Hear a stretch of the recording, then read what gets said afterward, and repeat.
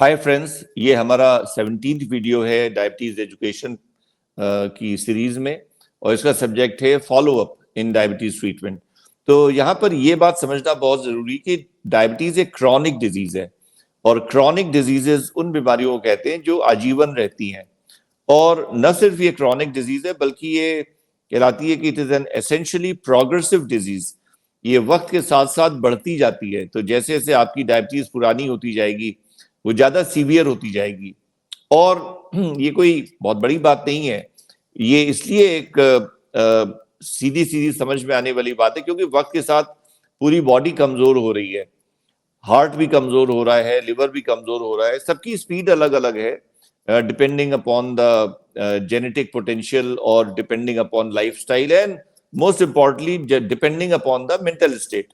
कोई आदमी बहुत स्ट्रेस में रहता है तो उसका डिटेरियोरेशन फास्टर होता है, कोई आदमी बहुत कूल माइंडेड रहता है तो उसका डिटेरियोरेशन धीमे धीमे होता है। लेकिन हाँ, वक्त के साथ साथ डिटेरियोरेशन तो सभी का होता है।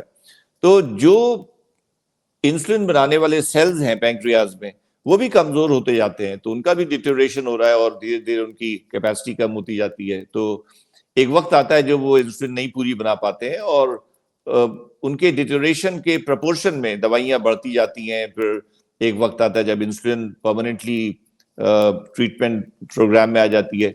तो ये जो क्रॉनिक डिजीजेस होती हैं इनका एक अलग मॉडल होता है ट्रीटमेंट का, उनको बोलते हैं क्रॉनिक डिजीज ट्रीटमेंट मॉडल।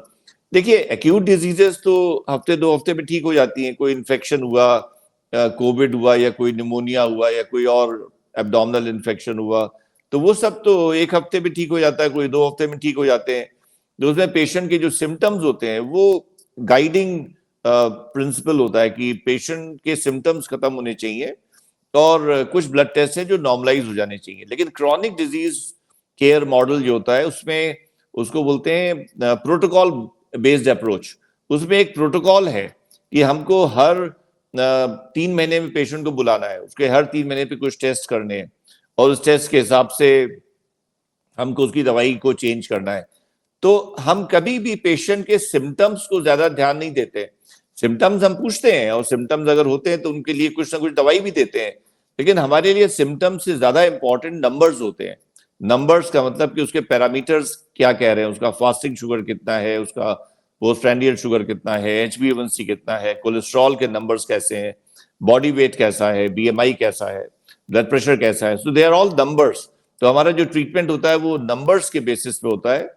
और अमूमन हम लोग पेशेंट को जो फॉलोअप में बुलाते हैं तो वो 3 महीने में बुलाते हैं और 3 महीने में जब पेशेंट आता है तो उसके हम लोग लैब टेस्ट परफॉर्म करते हैं और ब्लड प्रेशर हर बार लिया जाता है, वेट और BMI हर बार कैलकुलेट होता है। और कभी कभी ये टेस्ट जो हम लोग करते हैं ये जो हर 3 महीने पे रिपीट होने वाले टेस्ट हैं उनमें तो शुगर रिलेटेड टेस्ट हैं कि ब्लड शुगर, फास्टिंग PP और HbA1c ये हर 3 महीने पे होता है। लेकिन अगर साथ में कोई और चीज भी एबनॉर्मल है, जैसे किसी का कोलेस्ट्रॉल भी ज्यादा है और कोलेस्ट्रॉल की दवाई चल रही है, तो फिर वो कोलेस्ट्रॉल का भी टेस्ट 3 महीने पे हम रिपीट कराएंगे। अगर किसी का लिवर फंक्शन टेस्ट एबनॉर्मल है तो हम लोग उसको भी रिपीट करेंगे 3 महीने पे। और अगर बाकी सब चीजें नॉर्मल हैं तो फिर वो बाकी सब चीजें हर 3 महीने पे रिपीट नहीं होती हैं, वो साल में एक बार एनुअल रिव्यू होता है। और हम लोग एक वीडियो में पहले बात कर चुके हैं कि एनुअल रिव्यू में क्या क्या चीजें टेस्ट करी जाती हैं। उसमें लिपिड प्रोफाइल और लिवर फंक्शन टेस्ट और किडनी फंक्शन टेस्ट और यूरिन का माइक्रो एल्बुमिन टेस्ट और थायराइड का TSH और आई टेस्ट, नर्व टेस्ट और कार्डियक टेस्ट, ये सब चीजें उसमें हम लोग करते हैं। तो बेसिकली डायबिटीज में जो सबसे इम्पोर्टेंट चीज है वो है कि पेशेंट को फॉलोअप में आना है और रेगुलर उसके इन्वेस्टिगेशन होने हैं और कोशिश ये करी जानी कि अगर कोई भी इन्वेस्टिगेशन का पैरामीटर आउट ऑफ रेंज आ रहा है तो फौरन हम लोग दवाई को चेंज करके उसको विद इन कंट्रोल में ले आए। और अगर हम लोग ऐसा करते हैं तो डायबिटीज का पेशेंट भी वैसा ही सुखी जीवन जीता है और पूरा दीर्घायु होता है जैसा कि नॉन डायबिटिक होता है। तो हम लोग फिर यहाँ पर इसको बंद कर रहे हैं and then we will meet again in the next video.